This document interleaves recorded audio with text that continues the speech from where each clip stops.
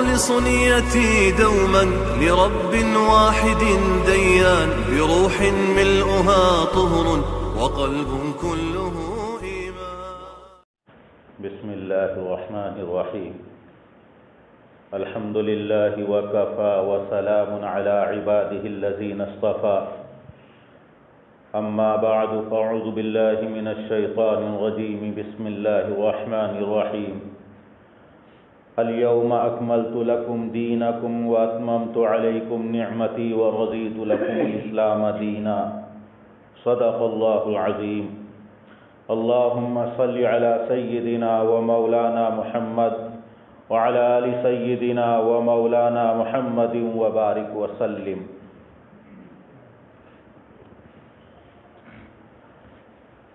اللہ نے اس آیت کریمہ میں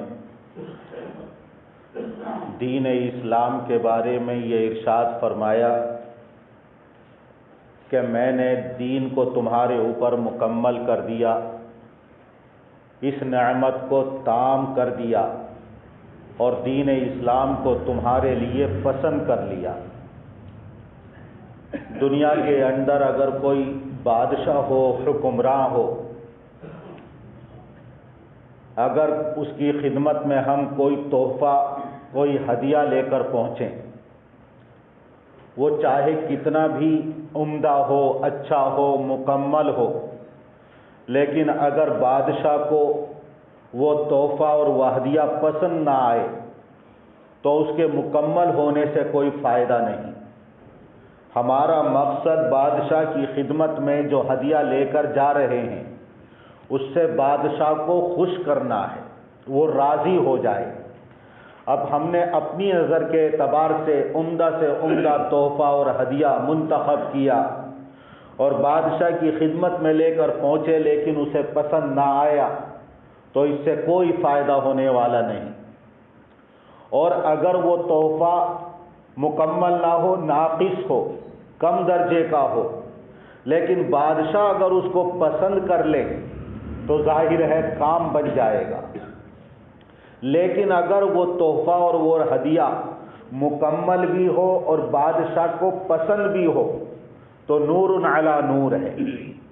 یہ دین اسلام جو اللہ نے پیارا اور دین اور پیارا مذہب ہمیں عطا فرمایا، دونوں باتیں اللہ تعالیٰ نے قرآن کریم کی اس آیت میں بیان فرما دی کہ یہ دین اسلام مکمل بھی ہے اور یہ دین اسلام تمام بادشاہوں کا بادشاہ، ہمارا خالق و مالک، پوری کائنات کا پالنہار اور پروردگار، اس کو یہ پسند بھی ہے، اب مکمل بھی ہے اور پسند بھی ہے۔ جب ہم اس کو قبول کریں اور اس کے تقاضوں کے اوپر عمل کریں اور بارگاہ الہی میں اس کو لے کر پہنچے تو ظاہر ہے ہمارا کام بن جائے گا اور آخرت ہماری سنور جائے گی۔ یہ اتنی بڑی نعمت ہے کہ دنیا اور آخرت کی تمام نعمتوں کا مدار اسی دین اسلام پر ہے، اسی مذہب اسلام پر ہے۔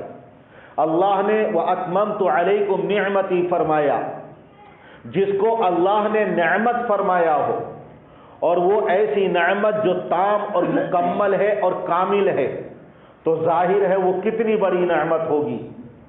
دنیا کی نعمتیں بھی اسی کی وجہ سے ہیں اور آخرت کی نعمتیں بھی اسی کی وجہ سے ملیں گی۔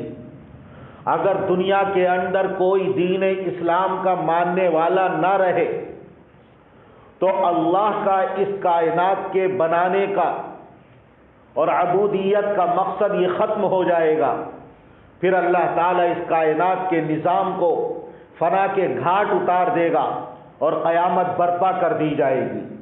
اس کا مطلب یہ نکلتا ہے کہ آج تمام قومیں جو زندہ ہیں وہ بھی دین اسلام کی برکت، مسلمان آج دین اسلام کی برکتوں سے فائدہ اٹھا رہے ہیں اور غیروں کی نظر میں جو دین اسلام کھٹک رہا ہے وہ بھی اس کو اپنے حق کے اندر نعمت سمجھیں، اللہ کا فضل اور اللہ کا احسان سمجھیں۔ جب تک دین اسلام کے ماننے والے اور مسلمان اس دنیا کے اندر موجود ہیں تو اس وقت تک دنیا کی جتنی قومیں ہیں وہ بھی زندہ ہیں اور ان کو روزی مل رہی ہے۔ اللہ دنیا کی نعمتوں سے مالا مال فرما رہا ہے۔ یہ مسلمانوں کا اور اسلام کا احسان ہے۔ جس دن دین اسلام نہیں رہے گا اور دین اسلام کے ماننے والے نہیں رہیں گے، اس دنیا کا وجود ہی ختم کر دیا جائے گا۔ آخرت کی نعمتوں کا مدار اس دین اسلام پر اتنی بڑی نعمت کہ آخرت دنیا کے اندر کتنے بھی بڑے نیک اعمال کر لے، اچھے سے اچھے اعمال کر لے، لیکن اگر دین اسلام سے وہ بہرہ بر اور مالا مال نہیں ہے، دین اسلام کا ماننے والا نہیں ہے، تو آخرت کے اندر اس کو دنیا کے نیک اعمال پر کوئی اجر و ثواب نہیں ملے گا۔ خواجہ ابو طالب حضور اکرم صلی اللہ علیہ وسلم کے چچا، بے پناہ محبت کرنے والے، کافروں کے ظلم و ستم سے بچانے والے، حفاظت کرنے والے، اپنی تمام قوتیں حضور اکرم صلی اللہ علیہ وسلم کے لیے قربان کرنے والے اور ہر موقع پر آپ کے کام آنے والے میرے آقا بھی بار بار اسی بات کے خواہش مند تھے کہ میرے چچا دین اسلام کو اور کلمہ ایمان کو قبول کر لیں۔ حضور اکرم صلی اللہ علیہ وسلم کے ساتھ کتنی نیکیاں کی ہیں، کتنی اچھائیاں اور بھلائیاں کی ہیں، لیکن دین اسلام اور کلمہ ایمان کو قبول نہ کیا تو آخرت کے اندر یہ دنیا کی ہوئی نیکیاں کام نہیں آئیں۔ تو دنیا آخرت کے اندر تمام نعمتوں کا مدار دین اسلام پر ہے۔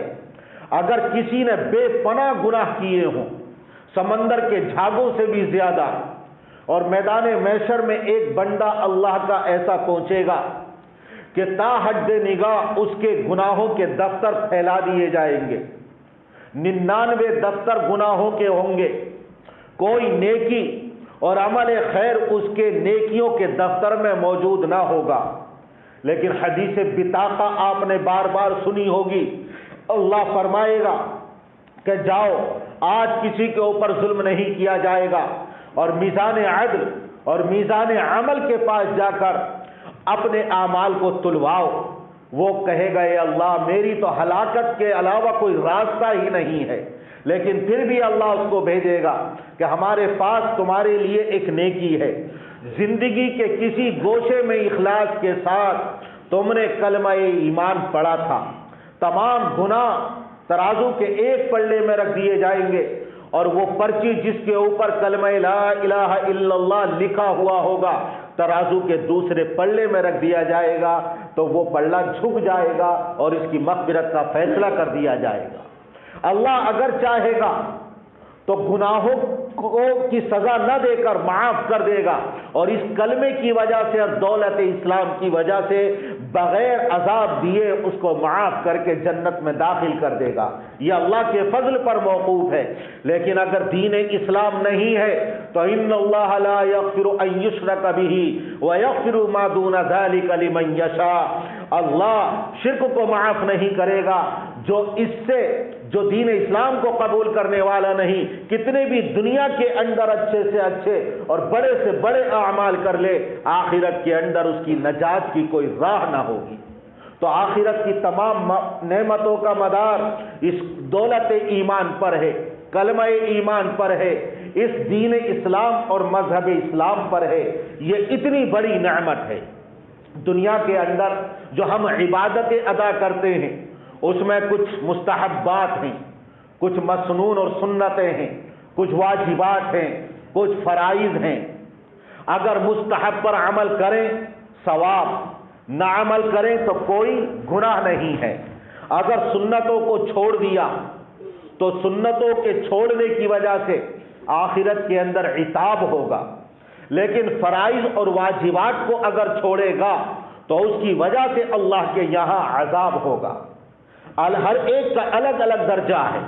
کچھ عبادتیں ایسی ہیں کہ نہ کرو، جیسے مستحبات نوافل، کوئی گناہ نہیں ہے، لیکن کچھ ایسی عبادتیں ہیں جو ذمے میں فرض ہے، کرنی ہی پڑے گی، لیکن کچھ اعمال ایسے بھی ہیں کہ عبادتوں کے لیے موقوف علیہ ہیں۔